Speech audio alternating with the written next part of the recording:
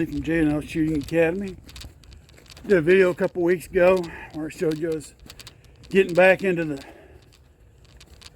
the PT routine. I just kind of want to do a quick follow-up on it. For some of you out there, if it's been a while since you got out and moved, just want to let you know, don't get into something too fast, but get up and do something. I guess in other words, what I'm saying is, if you haven't run 2 miles in 10 years, don't go out the door expecting you're going to run 2 miles like you used to. Probably, if you haven't done it in 10 years, you're probably going to start walking a half mile. I'm speculating there. But my last video, I probably walked maybe 3/4 of a mile that day, if that. Today I just finished doing a little over, either right at or right over 2 miles in full body kit, and I've upped the game to carrying a long arm like what I used to do in the Army on road marches. Okay, sorry about the sun, can't help it. Turn the camera this way. But what I've got on my kit, got 5 magazines for my Galil, 3 for my 1911.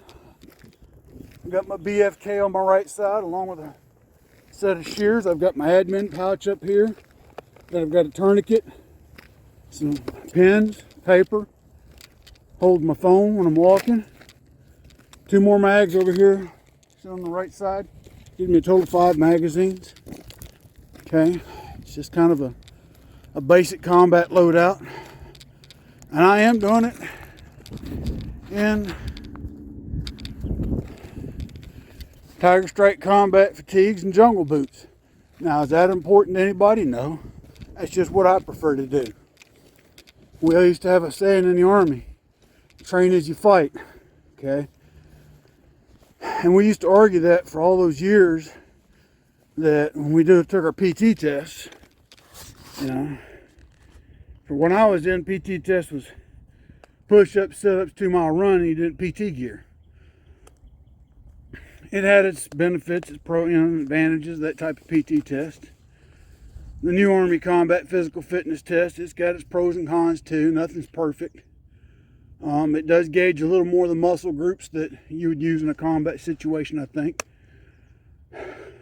But they're still doing it in PT uniform, from what I'm seeing.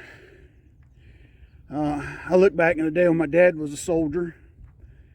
They did PT in fatigues and boots. They did their PT test in fatigues and boots. I was reading somewhere they had a 12-event PT test that culminated in one throwing a simulated hand grenade, for record. Okay. Train as you fight. You want your body to be physically fit to fight. Now, there's always been the argument that some MOSs in the Army don't do things that others do. But the other argument is that every soldier in the Army at some point in time could be an infantryman, and that's kind of the base standard. And I kind of agree with that. You know, you're saying stuff, old soldier.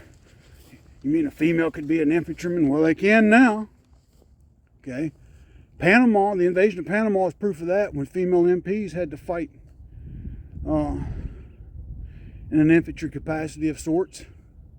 At least one did, if memory serves me correct. If I'm not mistaken, she received a Bronze Star. Okay. The most recent war in Iraq, several females had to fight in a ground combat capacity.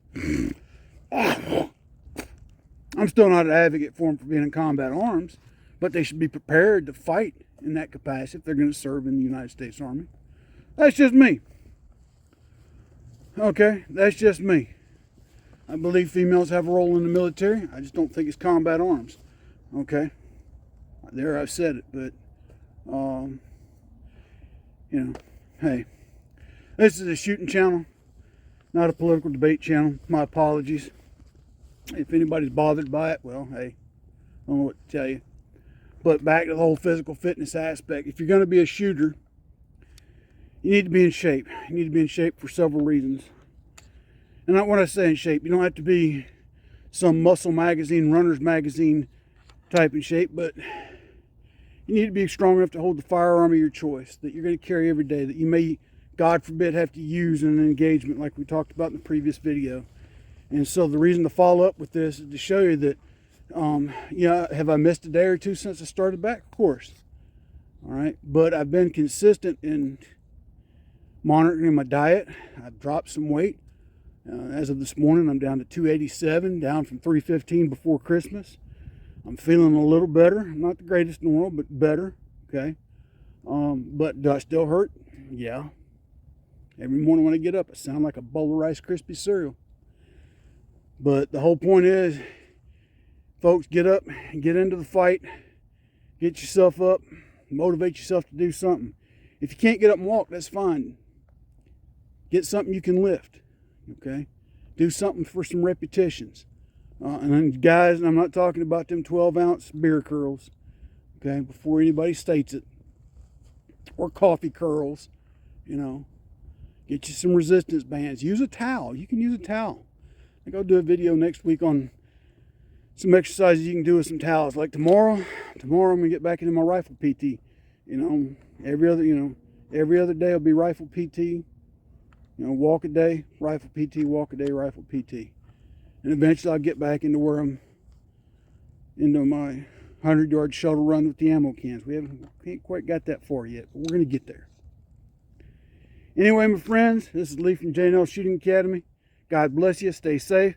Till we get another one out. Y'all take care.